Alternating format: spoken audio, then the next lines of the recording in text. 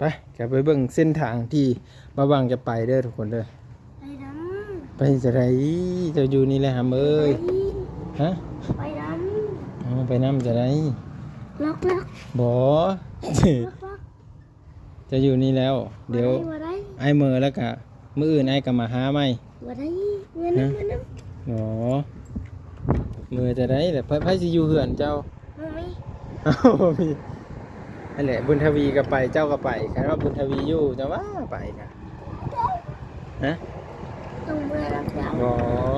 นั่นแหละเจ้าอยู่อายันเพิ่นเว้าเฮ้อแต่นั้นเพิ่นสิว่าเอ้ยบ่วางเอาน้องมื้อเฮ็ดหยังสินะนั่นแหละเจ้าอยู่ไอ้มื้ออื่นไอ้ก็มาบ่ได้บ่ได้จะได้ซะจะสิมื้อนำ ฉันอยู่เมื่อ มื้อหน้าไอ้สิมานอนนำบ่ได้ปิดมื้อนี้มื้ออื่นไอ้มานอนนำไปบ่ได้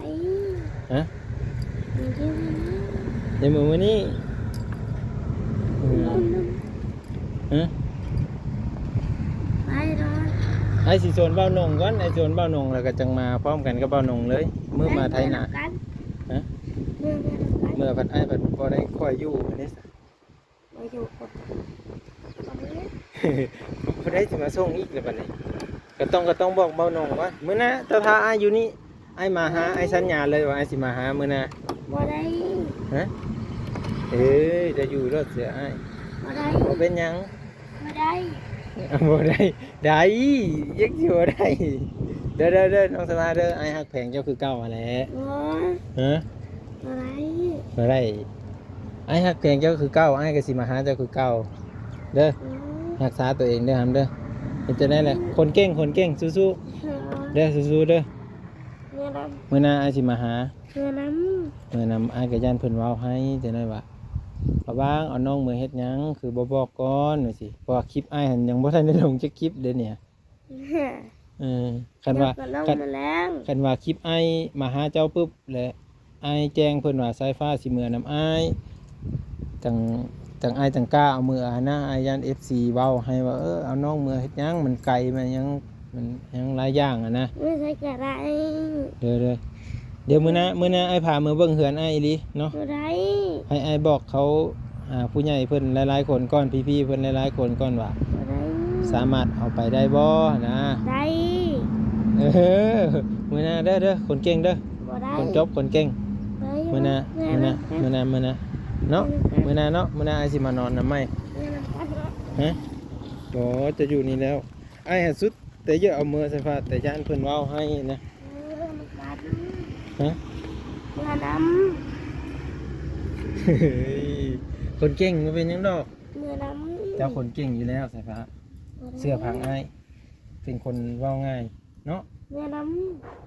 มื้อหน้าจังมื้อหน้าอ้ายให้เจ้ามื้อแท้อ้ายสิมากับเบ้านงแล้วจังสิพามื้อเด้อ ำบ่ได้ ไม่ใช่คือบ่ได้ เมื่อวันนี้ ฮะ เมื่อวันนี้ อย่างเมื่อมื้อนี้ ได้ โอ้ยผีเข้าบ่นี่ เมื่อหนามันก็เมื่อบ่ได้ล่ะ ฮะ เมื่อหนากับ มื้อหน้าอ้ายสิมานอนพี่โดนะอ้ายบ่ให้เจ้ามื้อดอกบ่ให้เจ้านั่งให้เจ็บก้นดอกอ้ายยังมื้อย้อนว่าอ้ายติดธุระของคุณอ้ายได้บอกกับเพิ่นแล้วว่าสิไปถ่ายคลิปนำเพิ่นแล้วก็ อ้ายก็ต้องไปถ่ายคลิปนำเพิ่นก่อนแล้วก็อ้ายจึงกลับมาหาเจ้าที่จริงอ้ายก็จะนอนอยู่พี่แหละแต่ว่าอ้ายลืมมื้อหน้าอ้ายมาหาดอกบ่ยากดอก บ่ได้ อ้ายเคยมาอยู่ถ้าอ้ายถูกเลขหรือว่ามีสปอนเซอร์ให้เต็กอ้ายมาหาตลอดเลย บ่ได้ อ้ายขออนุญาตไปหาเงินกันเด้อบักน้อยเด้อ บ่ได้ เดี๋ยวอ้ายหาเงินมีคนเบิ่ง YouTube อ้ายหลายๆอ้ายมานอนนำเลย ไปเมื่อนำกัน เด้อโอเคเนาะสัญญาเนาะ บ่ เดี๋ยว ได้ อ้ายสิมานอนนำ บ่ได้ เนาะได้ บ่ได้ ได้นะเอ้ยคนเก่งอยู่เป็นหยังสิบ่ได้ เมื่อน้ำ เนาะนี่สัญญาเลยเด้อ บ่ได้ โอเค เมื่อน้ หมอมื้อหน้าเด้อมื้อหน้าอ้ายสิเอามื้อนำเด้อ ำเมื่อน้ มื้อหน้าก่อน ำเมื่อวันนี้ คนเก่งมันเป็นหยังดอก เมื่อวันนี้ เด้อจังโมงแล้ว บ่ ฮะ บ่ได้เด้อซับบ่อะไร โอ้โมงแล้วเนาะคือฝนสิตกบ่ เลย นั่นแหละฝนสิตกครับหำไอ้ตันทางไอ้สิเมื่อก่อน บ่ได้ โอ้ยตายกักบ่ดิ น้องสายเพิ่นน่ะบ่ให้มือเด้อ FC เอ้ยบัดนี้เอ้าโอ้ยตายคักเฮ็ดสิได้ลำบากนี่น้องสายฟ้าเฮ็ดจะได้แล้วบัดนี้บ่ได้เนาะ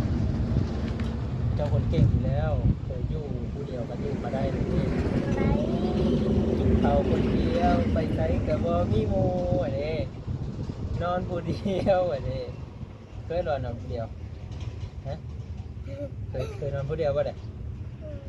นั่นแหละจ้ะกินข้าวคนเดียวได้เคยบ่กินข้าวกินคนเดียวอาบน้ำเด้อาบคนเดียวก็ยังอยู่รอดมาได้เด้จ้ะสิเบ็ดยังเดี๋ยวให้มาหาใหม่บ่ยากเนาะ อะไร ฮะ อะไร เป็นยังหอมแก้มบัดนึง อะไร นี่บัดนึงเนาะมื้อหน้าอาบน้ำอาสิมาหาใหม่เด้อนะมื้อหน้าสิถือเครื่องมานอนเลยมื้อนี้ผิดพลาดยังว่าเครื่องของก็บ่ได้ถือแน่แต่ยินว่าไปดงเห็นแล้วว่าสิซื้อเพราะว่าลืมว่าซั่นลืมว่าติดธุระทางพุ่นแน่ก็เลยสิได้กลับมื้อคันอ้ายมาแต่ดึกๆหั่นอ้ายสิไม่ได้นอนเนาะอ้ายสิได้กลับมื้ออันนี้แบบได้มาซ่าแน่ก็เลยสิได้กลับมื้อทางพุ่นแน่ ไปเมื่อรับ เจ้าอยู่พี่เดี๋ยวสิให้เพิ่นให้ทางเจ้าเพิ่นให้ทางอ้ายแล้วว่าเอามือเฮ็ดหยังบ้านเฮือนเด้ไผสิเบิ่งว่านี่นะใช่ไหมล่ะคันว่าบุญทวีอยู่น่ะอ้ายสิเว้านำเขาบ่บี้เว้านำอ้ายๆเพิ่นหลายๆคนอยู่ว่าสิพาเมื่อได้บ่ว่านี่นะคันเมื่อพุ่นกับไผสิอันนั้นจ้ะบ่คือไปหาผู้สร้างนั่นเนาะ จะไป เดี๋ยวไปหาผู้สร้าง ไปใส่กระได ไปใส่ก็ได้เด้ออดอยู่กันเด้อคืนเดียวเด้อ ไหน น้ำนอนก็ล็อกประตูข้างในเด้อ อะไร ว่าจะไปขี้ใส่เหือนได้น่ะอย่าขี้อย่าเหี่ยวใส่อยู่ไหนเด้เด้อปวดท้องก็ออกมานอกแต่ว่าต้องอัดประตูกลางค่ำกลางคืนมันย่านคนเขาบ่รู้จักเขาเด้อเพ อะ ราะ ไร ว่าฮะ ตรงมือ โอ้ยเว้าอีหยังก็บ่ได้เชื่ออ้ายเป็นหยัง ไม่เรียกหรอก ด้วยนกเอี้ยงอะไรนกกระจิบ ลูกเอี้ยง ใส่อันนี้ เออน กเอี้ยงยังสิมาหน่อย ลูกมาเลย เด้อ อะไร อืม ตึงในมือในมือ หน้าก่อนไอ้เมื่อเจ้าอ่ะดูเจ้าอ่ะ หน้ากัดมือ เขาเด้อก็สิอยู่กันเจ้าจะสิป้าคือวันนี้จะว่าเดินนำของใหญ่จะต้องนอนอยู่นะแล้วก็ขโมยเข้ามาดู อะไร น้ำผมจะได้จัดโอนเอามื้อหน้าไอ้มาใหม่ อะไร สิว่าก็ว่านอนก่อนไถนาก็สิพากันมานอนอยู่ดอก อะไร เด้อได้จะต้องได้ว่าเจ้าคนเก่งอยู่แล้วเด้ไอเซอร์ว่าเจ้าต้องอยู่ได้เจ้าต้องเข้มแข็งใช่ปะเจ้าคนเก่งอยู่แล้วนี่เบิ่งกล้ามเป็นมัดนี่กว่าคนอ้ายบ่เนาะเจ้าคนเก่งอยู่แล้วเด้อ อะไร เด้อบักร้อยครั้งแหลมๆนี่นะอย่าลืมนึ่งข้าวเด้อมื้อแลงเด้อกินข้าวแล้วกินยาเด้อ อะไร ไอ้ก็ฮักแพงเจ้าคือเก่าเด้อไอ้มาหาเด้อ อะไร ไอ้ฮักแพงนี่จังมาหา อะไร ได้เนาะสัญญาเนาะไอซีมาหาท่านงานเลย นี่ อะไร เนาะสัญญาเนาะ อะไร มาหาแน่นอน มาหาอะไร ไอซีมา ในมือ อ๋อมันก็มีใครมีเพื่อนก็ได้เนาะโอเคแต่ว่า อะไรก็ได้ ไอ้ครับวันมันจับมือจะหยาบแล้วนี่ ไปแม่นำกัน โอ้โหอายันเป็นว่าวให้ เพื่อนก็หลอกเลย อีกเป็ดดับอีกครับ เมื่อนี้ละ บ่ายโมง2:32มันจะตายแล้วโทรศัพท์นี่เลยบ่ายโมง32ทุกคนเป็น2:32ไปแล้วมันค่ำใช่ไหมเอ้ย เมื่อนั้น มื้อหน้าไอ้เสียมือฮะมื้อ อะไร ไอ้ก็โคตรเป็นโห่งจะอยู่แหละแต่ว่าไอ้ก็ติดธุระทางนั้นเนี่ยอยู่ผู้เดียวอัดประตูด้วยฮัมเด้อ อะไร ได้เนาะมีให้กันติ ไป บ่ให้กันติเนาะแต่ว่า น้ บ่ให้กันติมื้อหน้าก่อนหำ อะไร เด้อ อะไร มันจะได้ซะไอ้ก็สิมื้อได้มันไก่ ม บ่เมื่อ ฮะ บ่เมื่อ บ่ให้เมื่ออีก เลย จะให้อยู่ เลย เอาอยู่เดี๋ยวจะได้ไอ้ก็ขาดสัจจะกับเพิ่นทางนั้นแหละ บ่เป็นหยัง เดี๋ยวเพิ่นก็ให้เด้ บ่ โอกาสเพิ่นบ่ได้ให้หลายเทื่อเด้เพิ่นให้ได้แต่เทื่อเดียวเด้ซะ แล้วก็เมื่อแล้ว บ่ให้เก่งบ่ให้ เมื่อ เพิ่นเก่งเขาสิไปให้มีอยู่ เมื่อ ผู้เดี มา ยว แล้วก็สิเมื่อ เพิ่นว่าน้ำบ่ได้สิให้พ่อสร้างมาเอาดอกซะ บ่ได้ ไอ้สิโตบอกเพิ่น บ่ได้ บ่ให้เด้อ จะบ่มีเพชรบ่สาว นี่พ่อสร้างมานี่พ่อสร้างยาวสื่อเพิ่น ไอ้ก็มีแล้วสิโทรหาแม่ซุกก็ได้ไอ้มีเพชรแม่ซุกอยู่ เพชรเสี แม่ ยว ซุกภาษาไทย บ่แม่นเลย แม่เด้อ บ่ได้ แม่ เพชรเก่าแล้ว คือ นะ บ่ยากไอ้โทรหาบาร์บี้เลยบาร์บี้ไอ้โทรหาบาร์บี้เลยบ่ยากเด้อโอเคเด้อ บ่ได้ บ่ให้คนเก่ง บ่ได้ คนเก่งต้องสู้ บ่ ๆเนาะ ได้ สู้ๆสัญ บ่ ญา ได้ สู้ อะไร ๆสู้ๆไปกลับก่อน ไป พออันนี้เด้ ไป ไอ้กลับอันนี้เด้ เอาก็ว่าอะไรนะ เด้อจักสิว่าจะได้แล้วพี่น้องโอ้ยตายคักวันนี้เขาสิตัดสินใจไปได้นะโอ้ยสายฟ้าเอ้ยสิเฮ็ดจะได้แล้วบัดนี้เมื่อทำก่อนสุดแต่เมื่อหน้าไอ้สิมาหาดอกสายฟ้าไอ้สิสวนเบ้านงมาคักๆเลยเนาะเด้อสายฟ้าเด้อเจ้าคนเก่งได้เมื่อหน้าไอ้มาหามันเจ้าคนเก่งแข็งๆครับ เก่งไว้เด้อ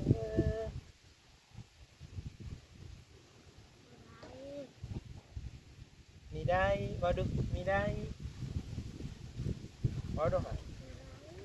บ่มีได้มีได้มีได้บ่เฮ็ดจะหายเดี๋ยวเพิ่นสิหายไอ้เด้เดี๋ยวเพิ่นสิหายไอ้เด้บักลอยให้กลับก่อนเด้อ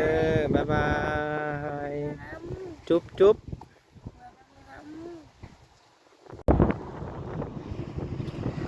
บ่ไปลงเอาง่ายๆบ่อายัน FC ให้ป้าลุงให้เด้ไอ้บ่กล้ามาหาเจ้าไปเอาไปอยู่เหือนน้ำฟังความไอ้เดี๋ยวไอ้เติมเน็ตให้ไอ้มาเถอะนะไอ้เติมเน็ตให้เด้อคนเก่งเด้อบ่เป็นหยังครับไอ้ฮักแพงเจ้าคือเก่าแหละเด้อสายฟ้าเด้อสายฟ้าคนเก่งโอ้ยบ่เป็นหยังครับเอ้ยเด้อเดี๋ยวจะติดไปตลอดบ่ได้เด้เพิ่นหายเด้เฮือนสารบ่อยู่นี่ก็บ่ได้ไปเฮาไปอยู่ในเฮือนมาไปได้โอ้ยคนเก่งไปเอาเฮ็ดจะได้แหละเดี๋ยวหมดกัดตีนนะพี่มาพี่หมดกัดตีนนะมื้อหน้าไอ้สิมาหาเจ้าใหม่เด้อผังความได้มื้อหน้าไอ้มาหาเดี๋ยวป้าลุงเพิ่นให้ไอ้บ่กล้ามาหาเจ้าเด้เดี๋ยวเพิ่นสิว่าติดลิ้นติดอีหยังอีกเด้อสายฟ้าเด้อมื้อหน้าไอ้สิมาหาหำเอ้ยน้องเพิ่นก็จักมื้อนำมาแล้วทุกคนเด้อมันบ่ม่วนอยู่ผู้เดียวก็ได้เนาะก็คือบางก็ขอโทษพี่ๆทุกคนเด้อครับเด้อที่ว่าแบบเฮ็ดให้น้องเพิ่นจักมื้อนำเนาะเฮ็ดให้น้องเพิ่นบ่สบายใจเนาะเพิ่นก็ง้อยไปเลยทุกคนเด้เฮ็ดจะได้แหละน้องบ้างก็อยากสุดที่จะแบบ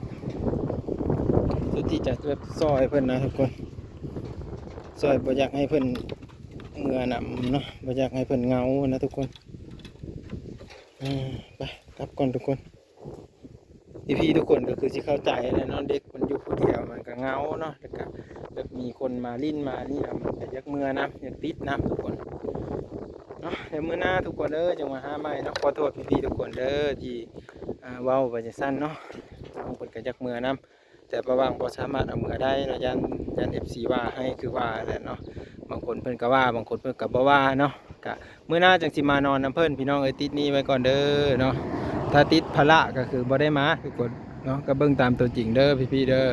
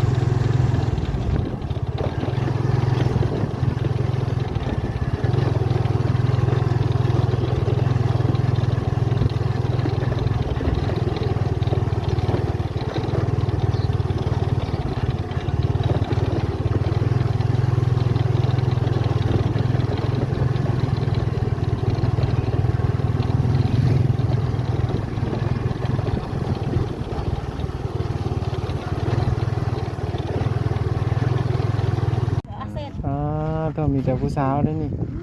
ถ่ายแล้วนะ เอาผู้สาวตัวนั้นน่ะโอ้ยผู้สาวบ้านเลย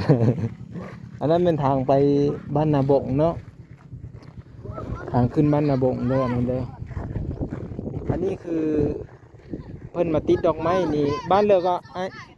กว้าง บ้านถงกว้างเนาะมื้อวันที่เท่าเลยก็ มื้ออื่นนี่เป็นมื้อวัน เสา วันเสาร์เนาะวันเสาร์เป็นมื้อบุญเด้อทุกคนเด้ออันนี้คือบุญเพิ่นแล้วก็บุญนักบ้านเด้อที่โทมีแต่ผู้สาวนุ่มๆน้อยๆทั้งนั้น ถ่ายรูป มาเดี๋ยวอันมาถ่ายผู้สาวเฮ้ยเบิ่งเด้อบัดนี้เด้อที่โทเบิ่งถ่ายแน่ผู้สาวนี่นี่อันนี้บ้านเลยนี่สาวบ้านตรงกลางอันนี้เด้ออันนี้กับบ้านตรงกลางคือกันเบิดบ่บ้านตรงกลางคือกันเบิดเด้อตั้งแต่เช้านี่คุณบอกเพิ่นติดดอกไม้ตั้งแต่เช้ามื้ออื่นได้ยังติดอยู่บ่มื้อติดอยู่บ้านเนาะมื้ออื่นนี่เป็นมื้อตั้งบุญบ้านเพิ่นแล้วนี่ได้กินข้าวกินน้ำอยู่บ่ฝากกันติดดอกไม้อยู่เนี่ย ติดมันมื้อได้กินข้าวกินน้ำอยู่บ่ฝนไม่ได้ตกห่ำบ่วันนี้ฝนไม่ได้ตกเด้อก็คือเพิ่นก็ติดดอกไม้คือ